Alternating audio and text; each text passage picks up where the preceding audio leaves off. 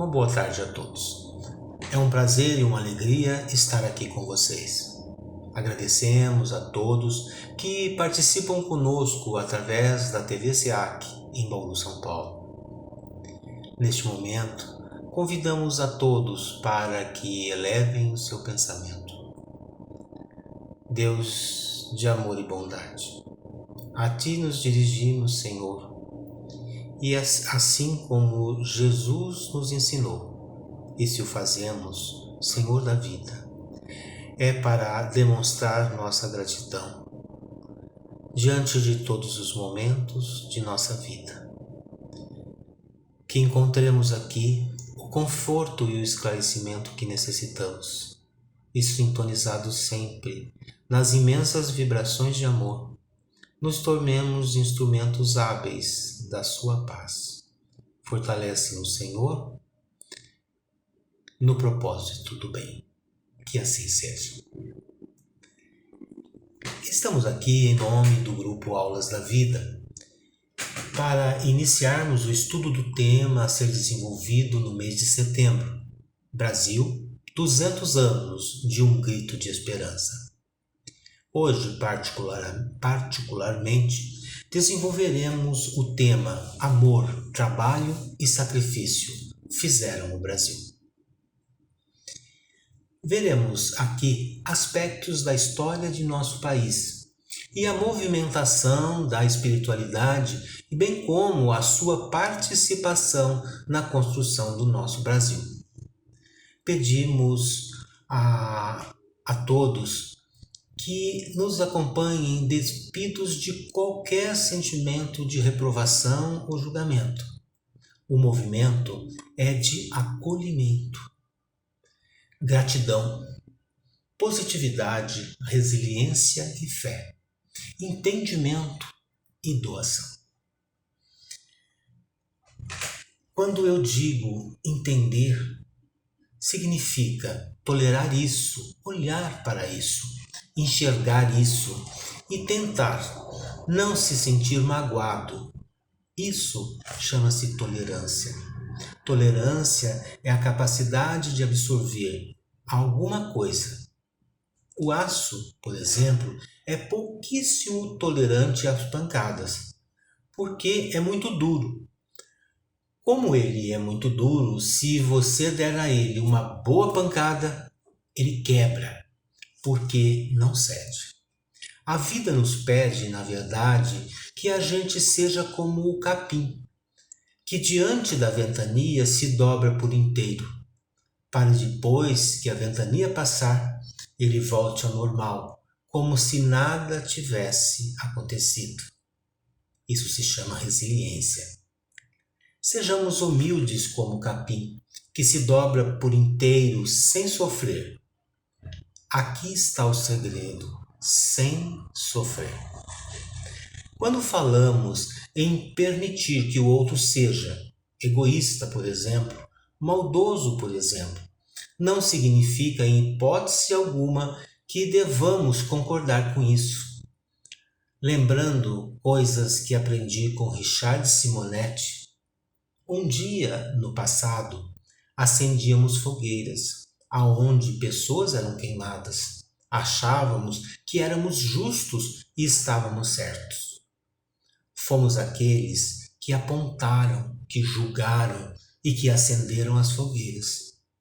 Mas se fomos, hoje não somos mais. Já crescidos, estamos preparados para começar a construir. Se ontem acendemos fogueiras, hoje somos bombeiros, dizia ele.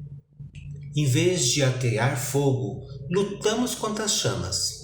Em vez de lançar pessoas na fogueira, salvamos suas vidas do incêndio. Arriscamos nossas próprias vidas para fazer o que é justo, para fazer o que é certo. Olhemos para a história, vendo crianças que ainda estão no maternal.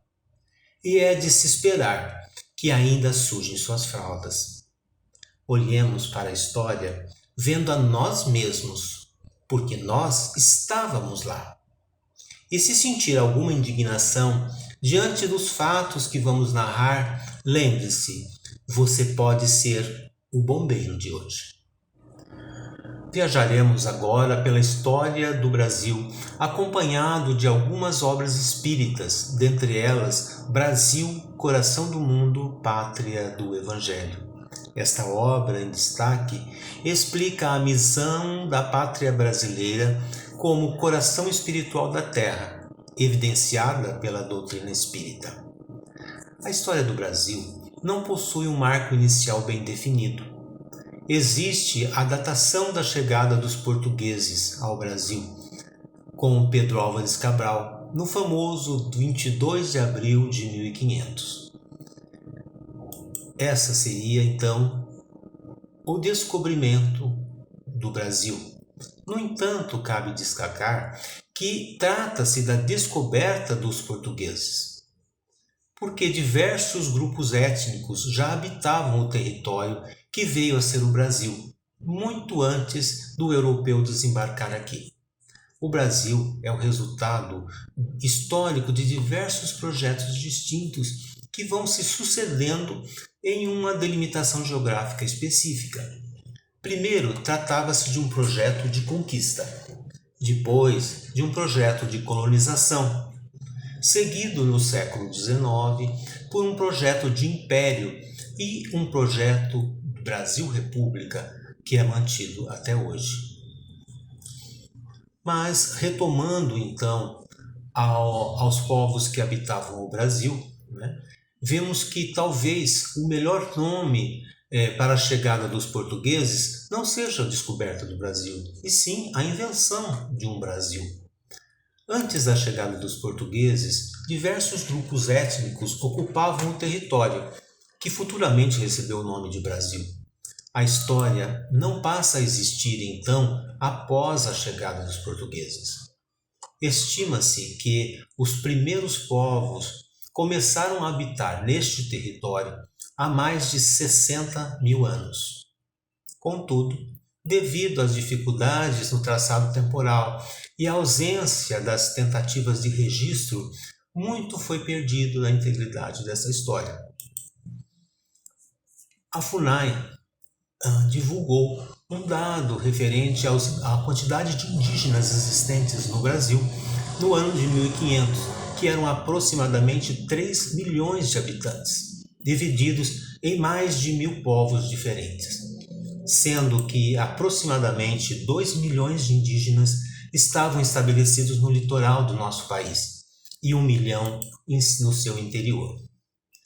Com a chegada dos jesuítas, foram catalogados conhecimentos valiosos sobre a linguagem indígena no período correspondente à chegada dos portugueses. Destacamos aqui o Tupi-Guarani, um grupo linguístico que muito influenciou o nosso vocabulário, o português falado no Brasil. Vários nomes que utilizamos hoje têm origem tupi-guarani, como Bauru, como Tatuapé, como nomes de vários animais, se não dissermos todos eles. Seguiram todos de origem tupi-guarani e estão incorporados ao nosso vocabulário.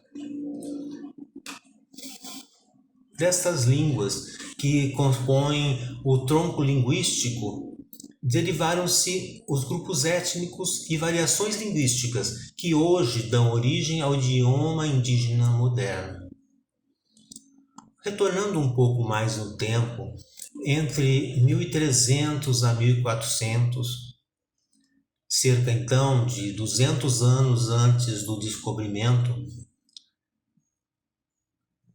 Jesus realiza mais uma visita periódica à Terra. E nessa visita, ele é acompanhado por Eliel, espírito que já trabalhou na época da evangelização um pouco antes de Jesus, preparando o caminho do Mestre aqui na Terra. E é justamente Eliel que vem trabalhar novamente para a terceira revelação, preparando os caminhos da terceira revelação. Eliel reencarnaria como Henrique de Sagres, em Portugal, Henrique de Sagres trabalha intensamente no desenvolvimento da navegação, que permitiria então a chegada até o Brasil.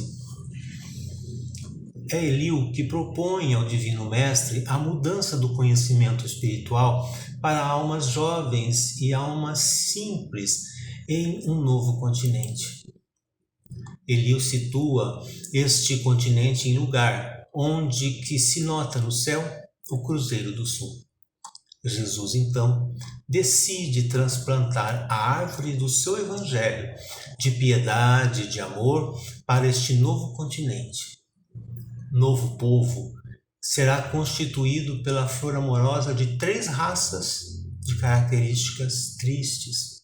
Os brancos, que seriam conduzidas às almas mais pobres e mais humildes da Europa, sedentos de justiça. Os negros, escravos africanos, humildes e aflitos. E os índios, simples e fraternos. Após, então, a conclusão do planejamento, Eliú reencarna em Portugal. Ele é acompanhado da encarnação de diversos mestres fenícios.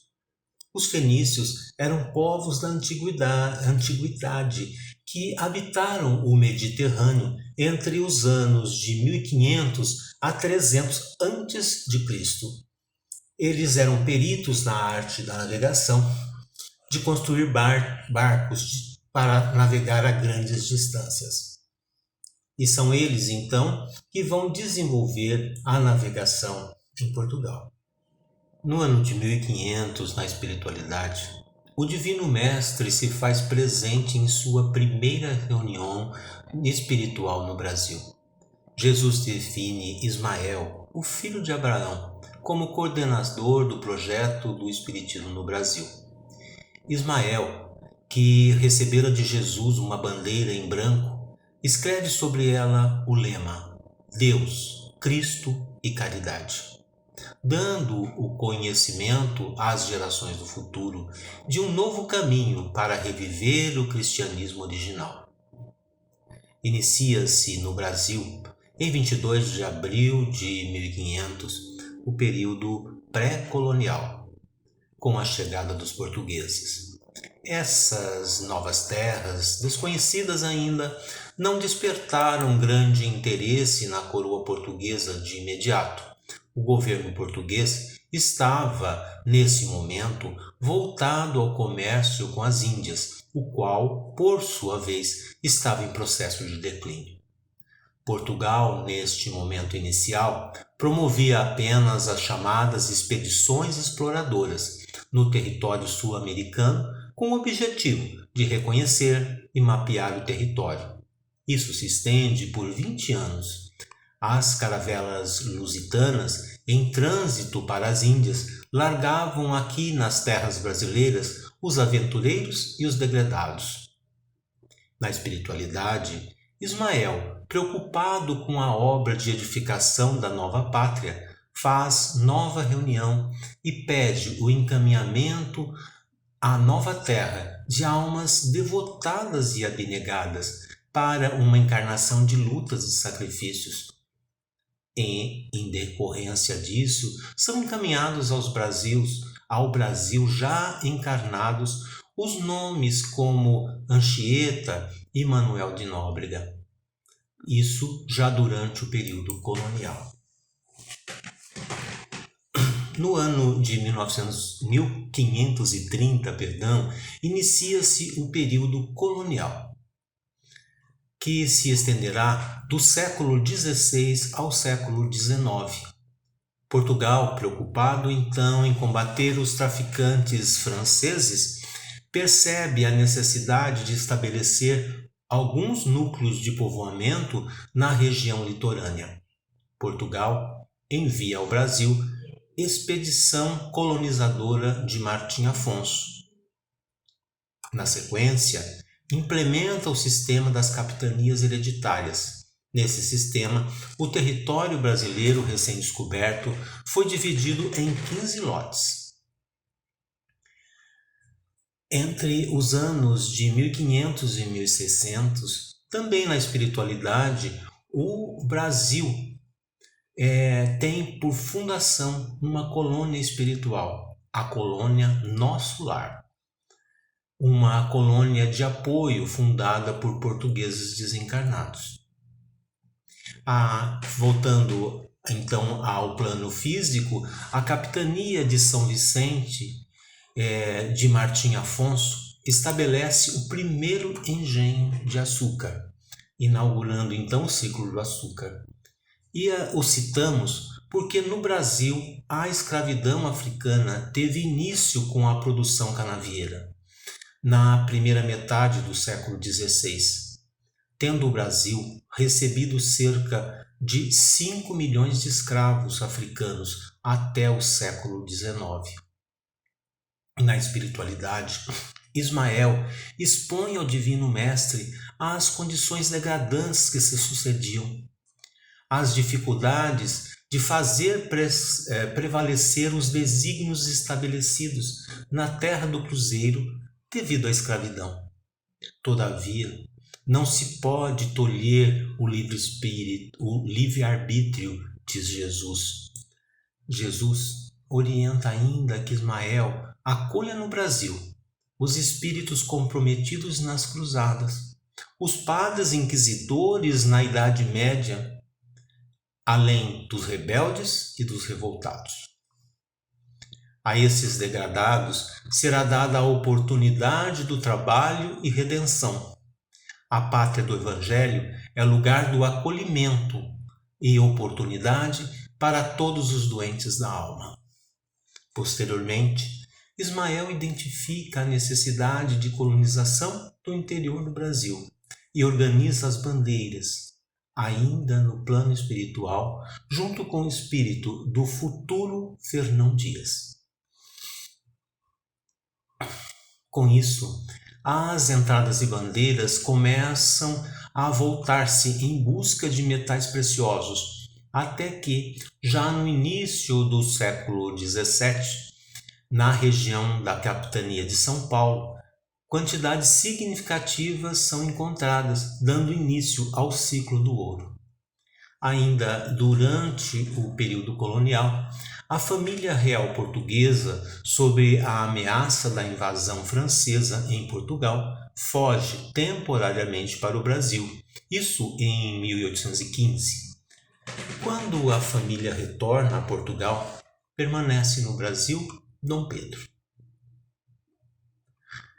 Desde o final do século XVIII, os processos de independência das colônias, tanto inglesas, francesas, espanholas e portuguesas, são desencadeados no mundo. Os conflitos entre o Partido Brasileiro e os portugueses acentua-se cada vez mais, culminando, então, em 1822, no processo de independência do Brasil. Dá-se início ao período imperial. Enquanto isso, na França, em 1857, Kardec publica o Livro dos Espíritos, marco da fundação do Espiritismo. É chegada a hora do Consolador prometido por Jesus, que marca também o início do trabalho a ser desenvolvido no próximo século aqui no Brasil. Inicia-se no ano de 1889, com a proclamação da República, o período republicano, mantendo-se até hoje. Lembramos que em 1932, Chico Xavier publica sua primeira obra, das 450 que ele edita, marcando assim o início de seu trabalho grandioso e missionário. A obra Brasil, Coração do Mundo, Pátria do Evangelho foi ditada em 1938, há exatos 84 anos. Foi escrito por Humberto de Campos e psicografada por Francisco Cândido Xavier. Desde aqueles dias de sua publicação até a presente data, ainda pairam dúvidas e inquietações. Há vários de nós, seus leitores, sobre as espantosas revelações ali inseridas. Seria mesmo o Brasil o coração do mundo? Teria como cumprir sua missão coletiva de pátria do Evangelho, fazendo ressurgir no mundo a essência perdida do Evangelho de Jesus? Coração do mundo, o coração da mãe que acolhe todos os seus filhos, sem distinção, belos ou não, limpos ou sujos. Pátria do Evangelho, somos chamados ao exercício do Evangelho. Lembremos, Jesus jamais sentou-se num trono. Maria de Nazaré jamais usou coroa, vestes douradas, coroas, nem tronos ao lado do Pai. Nada disso tem a ver com os ensinos de Jesus. Tudo isso é um equívoco próprio do nosso estágio evolutivo. Por isso, nada de pensar que a pátria do Evangelho será um lugar perfeito, onde vivem pessoas perfeitas. A pátria do Evangelho deverá assemelhar-se à Casa da Santíssima, citada no livro Boa Nova, local onde Maria de Nazaré acolhia a todos que por lá passavam, sem fronteiras, sem reprovação, sem julgamento. A pátria do Evangelho será um lugar de muito trabalho e muitos desafios. O livro descreve a trajetória da nacionalidade brasileira desde a Escola de Sagres, em Portugal, até a proclamação da República Brasileira, destacando os bastidores espirituais dos grandes acontecimentos. Mas em nenhum instante fixa um fatalismo divino de que a tarefa será cumprida. Apenas deixa claro que existe uma expectativa de realização de uma tarefa espiritual. O livre-arbítrio, no entanto, é destacado em vários pontos da obra. Todos nós fazemos escolhas. Dispomos de um vasto território, muitas riquezas minerais, matas com segredos fitoterápicos e terras aráveis imensas, de onde pode sair safras que vão abastecer o mundo. Tais tesouros já criaram e ainda estimulam cobiças, gerando distúrbios na condução do país, que vez ou outra se vê assaltado de seus recursos, enquanto a miséria e a fome abalam as multidões. Tal qual Roma nos seus dias de glória, nosso país já enfrentou e enfrenta distúrbios de natureza moral.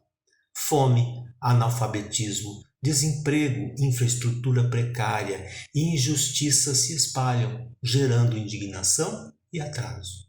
Entretanto, todos esses fatores ainda são reflexos da imperfeição humana, que são diluídos pela educação e passarão pela política terrestre, de onde se poderão tirar lições em torno de suas lideranças. Acima das características humanas está e da astúcia política, o Brasil está vinculado ao planejamento de Jesus em relação ao mundo.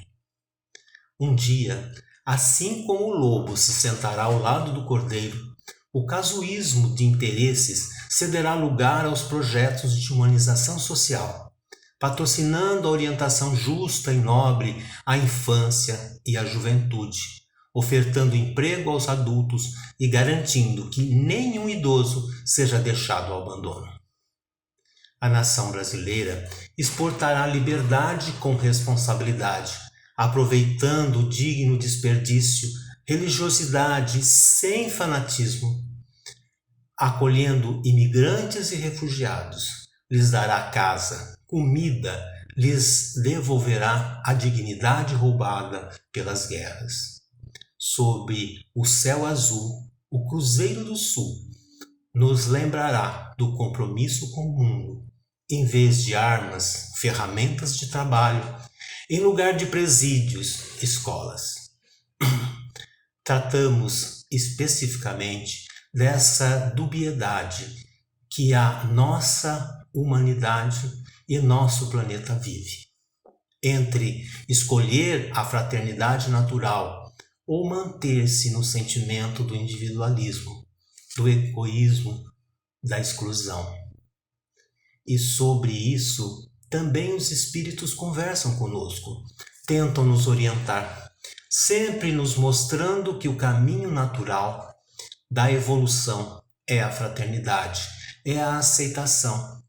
Somos diferentes, com certeza, porque cada ser humano, cada um de nós, encarnado ou desencarnado, é sim um ser único, com uma personalidade, valores, pendores e particularidades que são únicas.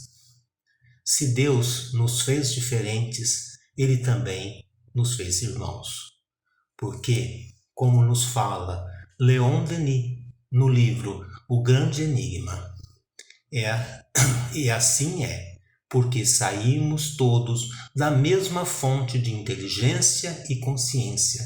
Somos todos os irmãos, solidários uns com os outros, unidos em nosso destino imortal. Porque a solidariedade e a fraternidade dos seres só são possíveis quando estes se sentem ligados a um mesmo centro comum.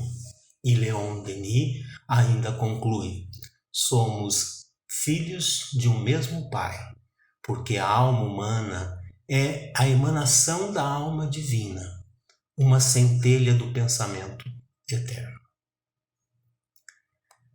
É interessante como ele nos coloca que a solidariedade e a fraternidade só vão ser possíveis entre nós, entre os seres do nosso planeta, quando nós nos sentirmos ligados por um mesmo centro comum.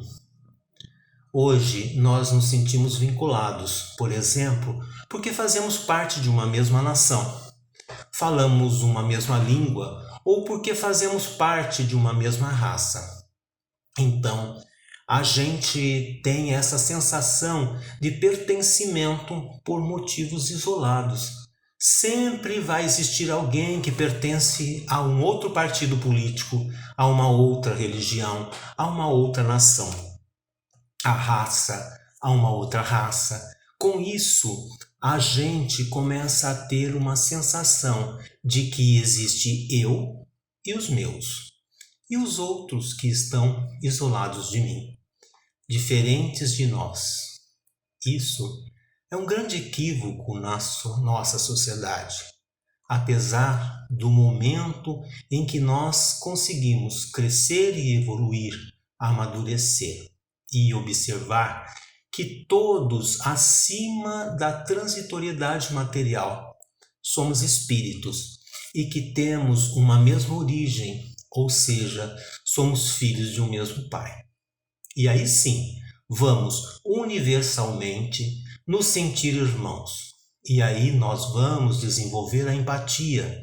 E aí nós vamos sentir a irmandade. Não só a irmandade no mundo, mas a irmandade universal. Na questão 792 do Livro dos Espíritos é perguntado: por que não efetua a civilização imediatamente todo o bem que poderia produzir?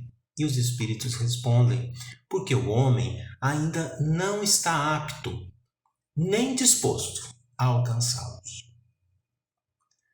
Com a evolução, todos os homens e todos os povos vão se espiritualizar.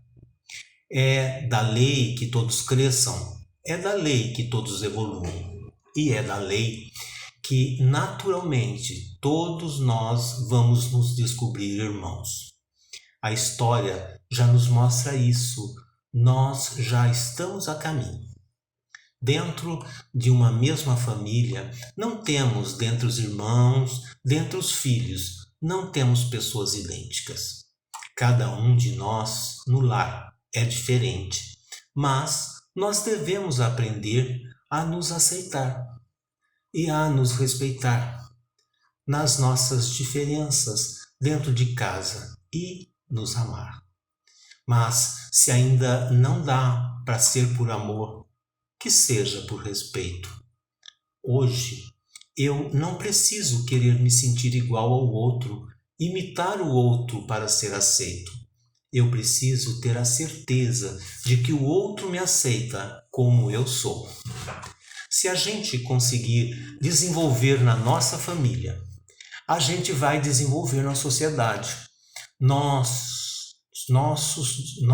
somos diferentes nos diversos ambientes sociais e vamos conseguir desenvolver como nação. Nossa reflexão de hoje serve para que a gente consiga permanecer se também nós estivermos criando muralhas nas fronteiras. Fronteiras que deveriam nos unir aos nossos irmãos. Se nós estamos querendo separar determinadas pessoas, determinadas comunidades, determinados modos de pensar, é impossível que a gente não possa se unir, que a gente não possa conviver, trocar ideias, ouvir como o outro se sente e pensar. Como é crescer, se espiritualizar e ampliar esse olhar fraterno, esse olhar manso e sábio, nos ver e ver toda a humanidade como filhos de um só Pai, de um mesmo Deus. Agradecemos a atenção de todos que nos acompanharam. Em nome do grupo Aulas da Vida, desejamos muita paz. Assim resplandeça a vossa luz diante dos homens, para que as vossas obras glorifiquem ao Pai. Obrigado.